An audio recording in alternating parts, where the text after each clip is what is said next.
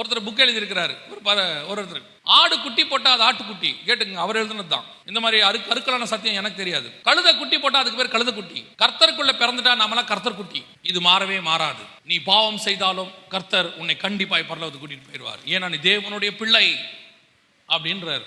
அப்ப எபிரேயர் 4ஆம் அதிகாரத்துல வசனம் சொல்லுது, ஒரு தடவை பரம ஈவை ருசி பார்த்தும் பரிசுத்த ஆவியை பெற்றும் இனி வரும் பலன்களை அறிந்தும் நீ பின்வாங்கி போனால் உன்னை மீட்கப்படுவது கூடாத காரியம் என்று வசனம் சொல்லுது. இன்னைக்கு நிறைய பேர் நினைச்சிட்டு இருக்கிறான், பாவம் செஞ்சாலும் பரவாயில்ல பரலோகத்துக்கு போயிடலாம். வசனம் சொல்லுது, பாவம் செஞ்சா இல்ல, அழைப்பு பெற்று பரிசுத்தாவி பெற்று இயேசு கூட 3 வருஷம் ஊழியம் பண்ணாலும் சரி, பணத்தாசை உள்ளவனா இருந்தா நீ போக முடியாது. 30 வெள்ளிக்காசுக்கு ஆசைப்பட்டா நீ போக முடியாது. இவன் சொல்றான் அதெல்லாம் இல்ல, கிருபை உன்னை எப்படி இருந்தாலும் கூட்டிட்டு போவாரு. போய் ஏமாத்துறான். பழைய ஏற்பாட்டு பரிசுத்தவானை விட உன் நீதி பெருசாக இருக்க வேண்டும்.